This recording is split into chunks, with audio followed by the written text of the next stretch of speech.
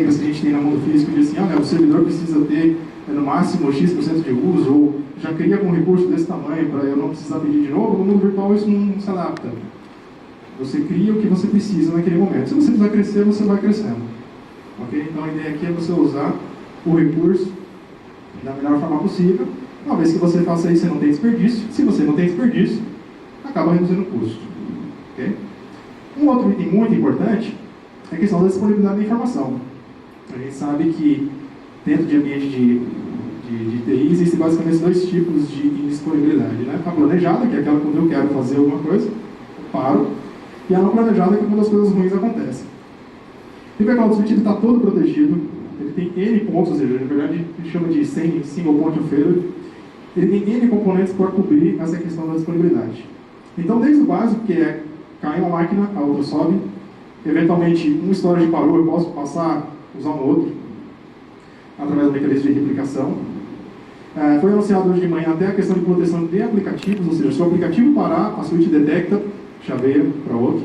Então, ela é uma switch que foi toda projetada para não ter ponto único de falha. Uma vez que você não tem ponto único de falha, a possibilidade de você ter disponibilidade diminui muito. E se você não tem disponibilidade, você não tem prejuízo. Se você não tem prejuízo, naturalmente você tem custo reduzido, porque prejuízo causa gasto. Okay? E o último ponto que a gente enxerga que você pode reduzir custo no ambiente de cloud é o componente de autorremediação, que basicamente faz o seguinte: autodiagnóstico. Entende e monitora como o ambiente funciona durante o passar do tempo, e à medida que os problemas vão acontecendo, você pode deixar automatizado algumas ações pré-definidas, ou seja, encontrou uma maquininha virtual que está com disco C, por exemplo, enchendo. Eu posso pôr um componente ali que monitora aquilo, quando chegar a determinado limite, vai lá e apaga os arquivos, move, sei lá, faz alguma coisa de forma que a máquina não para. Okay?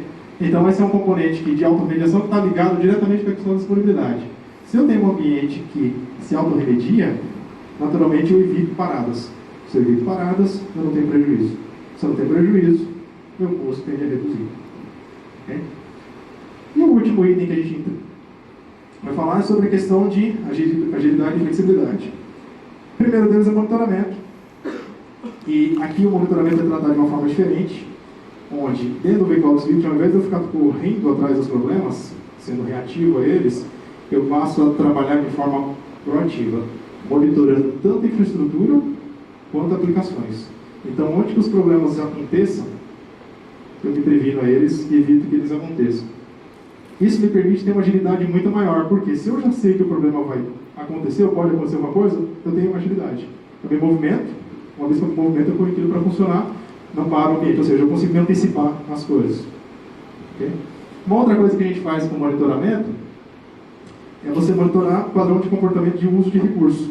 Ou seja, eu tenho um ambiente que está crescendo, e aí eu tenho, por dentro do Backlog Switch, mecanismos que me dizem que quanto tempo esse recurso vai durar nessa taxa de crescimento.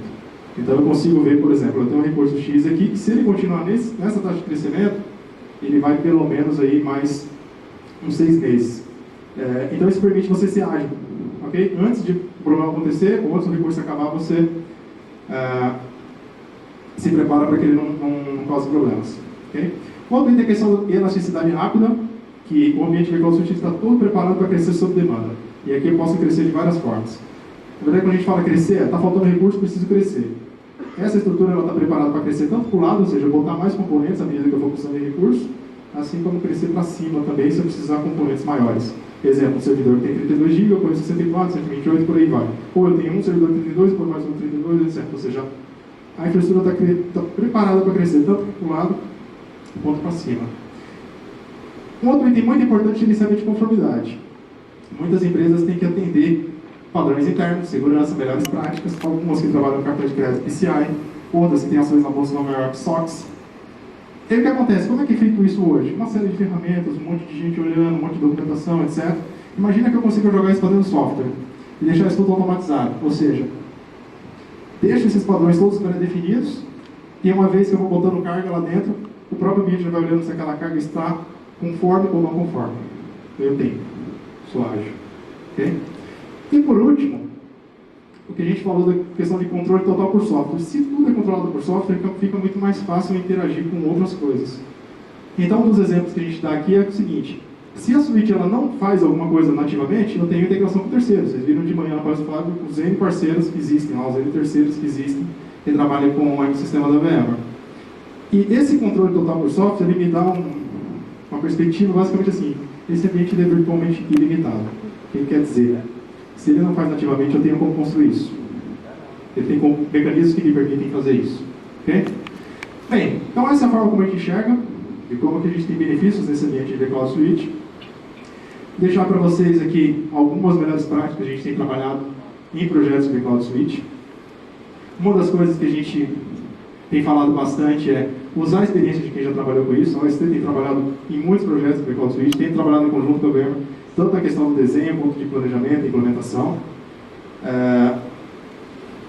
E uma das coisas que a gente entende que é fundamental é isso, é você usar a experiência de quem já conhece. E uma outra coisa que eu considero fundamental: um ambiente de nuvem de um não é igual ao do outro. Então, assim, a receita que você viu para um não necessariamente vai funcionar para o outro. Construa a sua própria. Ok?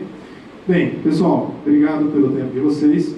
Para mais informações, a gente está no stand 3C lá, o pessoal do ST está aqui com a gente. Meus contatos estão aqui, e-mail, telefone. Vou passar agora a palavra para o Dani, que vai falar da questão de automação com VCAC.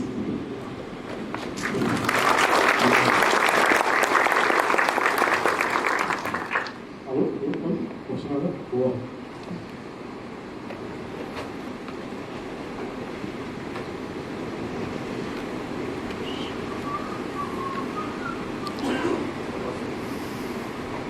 Devia ter apresentação? Não? Bom. Improvisou? Então vamos lá. Sempre acontece, né? Tá bom. Gente, meu nome é Dani, eu sou System Engineer da VMware e vou complementar com a parte técnica da apresentação do José. E o intuito aqui é mostrar para vocês uma camada que é muito importante e que as empresas, para dar foco, é um pouco complicado. Como que eu entrego o serviço? Qual que é a forma que meu usuário vai entregar o serviço? Como que ele enxerga aquele serviço que eu projetei na minha infraestrutura? É sobre ele que já falar sobre o VCAC, VCAC, Virtual Automation Center. Tem N formas de serem ditas aí nesse produto.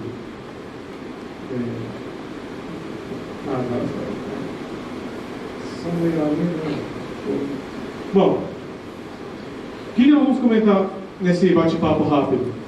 A gente vai falar sobre necessidades de negócio. Não é uma demonstração, como o José entrou em detalhes, é uma apresentação muito rápida, só para dar um link que a gente vai conversar.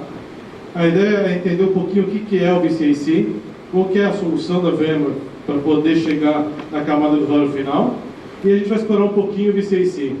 A ideia de explorar o VCAC vai ser através de screenshots. Então, a gente vai ver algumas telas e a gente vai explorar um pouco dessas funcionalidades. Uma das grandes necessidades de negócio das empresas de forma geral é a questão de agilidade. Então, eu preciso de agilidade nos negócios para poder ter uma maior participação no mercado, reagir rapidamente aos meus concorrentes. Só que tudo isso tem um custo. E se esse custo não for bem gerenciado, ele, em vez de ser uma agilidade de mercado, ele acaba sendo um prejuízo. O VCAC, de uma forma geral, ele tende a ajudar não só entregando o serviço ao usuário final, mas também na camada de automação. Tem diversas ferramentas de mercado que te dão o portal e você necessita de uma estrutura de orquestração para poder administrar as camadas de baixo. Aqui com o VCAC isso é transparente, a gente vai ver um pouquinho como é que funciona. Então, o que é o VCAC? O VCAC é exatamente a camada entre o usuário, a camada de baixo, multi-vendor e multi-cloud. Ou seja, eu consigo através do VCAC, vocês viram de manhã na tech demo que houve, que a gente consegue, pelo próprio VCAC, fazer um deployment de aplicação uma nuvem pública, nuvem privada, nuvem híbrida. Ou seja, o VCAC me permite hoje ter um console único para todos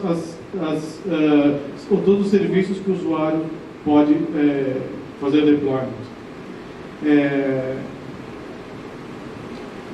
Esse aqui é um ponto interessante e costumo bater diversas vezes nas apresentações que eu faço. Eu pergunto para as empresas se elas estão maduras o suficientes para poderem adotar a questão do Self-Service Portal. E a resposta óbvia, que 85%, não sei, 85% me dão, é: não estou. E aqui eu faço uma contestação.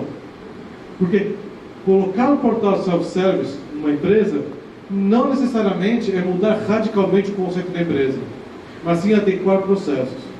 Hoje, no módulo que a gente trabalha, na maioria das empresas, o usuário faz uma requisição por e-mail, eu tenho um processo de aprovação e eu tenho um provisionamento, se não manual, com o mínimo de automação.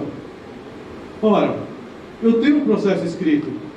A minha empresa hoje, se eu converter esses pontos de processo para uma ferramenta que me permita ter agilidade, por que não fazê-lo?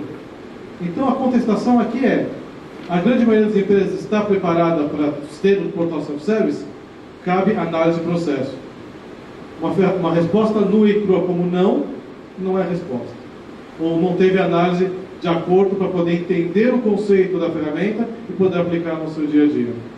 Então, aqui a gente vai colocar o VCC como uma ideia de que pode ser implementado. Não é algo futurístico, não é algo que eu só vou poder na minha empresa daqui a 20 anos porque os usuários não têm cultura para isso. Cultura a gente aprende e a gente aplica. Assim como o usuário aprendeu a mandar e-mail, ele pode aprender a entrar no portal e mandar uma requisição automatizada. Então, é isso que eu costumo frisar nas minhas apresentações. Então, como é que é o VCC?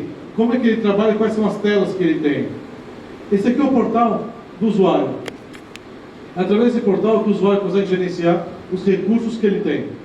Então é através dele que ele consegue ver quantas máquinas estão rodando, quantas máquinas estão para ser expiradas, a gente vai entrar nesse termo daqui a pouquinho.